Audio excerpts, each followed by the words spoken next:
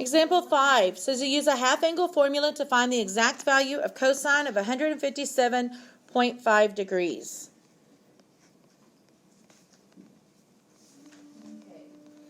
Well, they kind of guided me.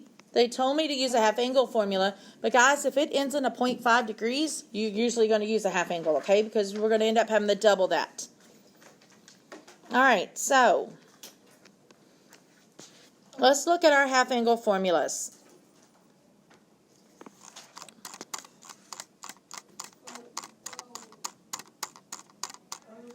All right, here we go. We were looking for cosine of an angle using a half-angle formula, right? So we're going to use this. But now before we can actually plug into this formula, though, we're going to have to think about whether it's positive or negative. And we're going to have to find what theta is. Because remember, this is theta over 2. So let's go back. On the formula that I just gave, it looks kind of different. Yeah.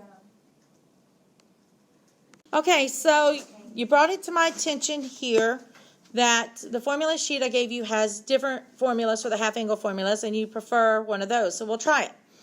All right, so on it, I'm going to write it over here to the side. It says that cosine squared of theta is equal to 1/2 times 1 plus cosine of 2 theta, right?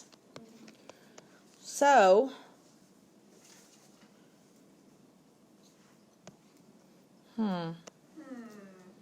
because this one isn't cosine squared. But okay, so if I take the square root of this, then I'm going to get cosine of theta is equal to just the square root of all this. But remember, it could be positive or negative, correct? And that's what is on your paper? Because if you take the 1/2 and you multiply it times that, it's the same as being over 2. So it comes out to be the same formula. But if you like to look at it that way better, that's fine. So let's see.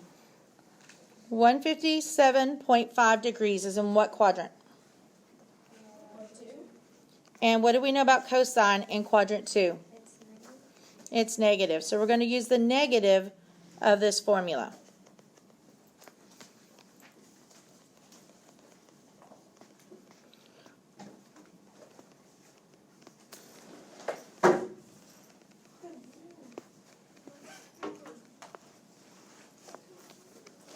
And then we just simplify this. So the negative 1/2 times 1 plus, this is cosine of 157.5 times 2. There is 315 degrees.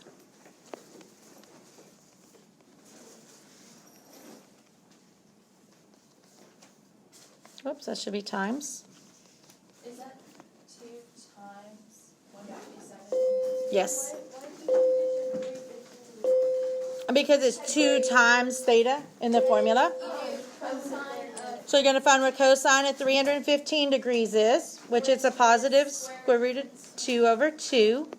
And then just simplify that out, and you will get your answer of negative 1,000,000. 2 plus square root of 2 plus the square root of 2 over 2.